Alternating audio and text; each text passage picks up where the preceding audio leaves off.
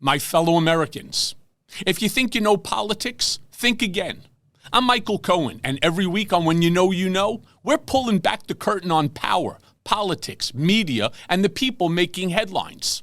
On my new WABC radio show, you'll hear conversations from names that you know. People like Jerry Falwell Jr., Anthony Scaramucci, Alan Dershowitz, and many, many more.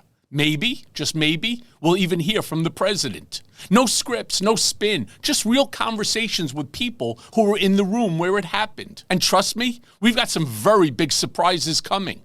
Look, I've spent years at the center of politics, controversy, and power. I know the players, I know the stories, and now I'm bringing you inside. When You Know, Sundays at 5 p.m. on WABC Radio, and When You Know Unleashed, wherever you get your podcasts. Because with me, you never know who's going to show up.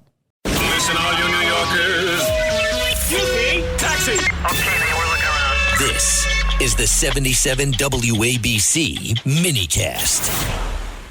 I guess this incredulity, we really can't believe. We're not really sure. We have ideas. We think we know. But it's something that makes us wonder. I mentioned to you about the body farm. I mentioned to my wife that if I had my druthers. By the way, druthers, you know what druthers are? It's a contraction, a portmanteau, so to speak, a conflation of I'd rather. And I'd rather comes into druther anyway.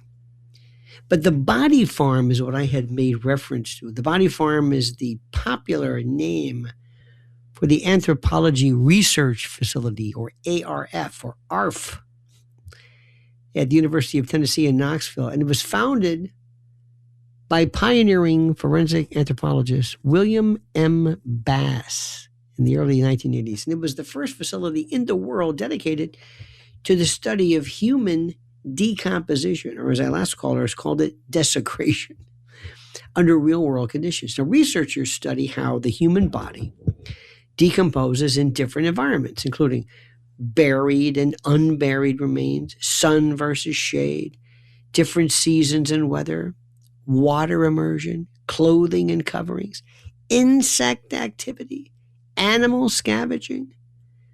And the findings help forensic investigators estimate time since death, post-mortem intervals, whether a body has been moved, environmental effects on decomposition or desecration, crime scene reconstruction, identification of unknown remains, and the facility operates through a voluntary body donation program. It works like this. Donors consent during life, of course, or families may arrange donation after death in some circumstances. And after research is complete, the skeletal remains become part of the university's donated skeletal collection for continued scientific study and education.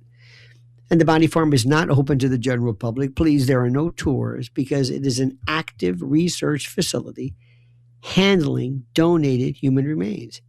And access is generally limited to researchers and students and law enforcement personnel and approved trainees. Its pioneering work has influenced forensic science worldwide and inspired books and TV series, crime novels, including Patricia Cornwell's The Body Farm.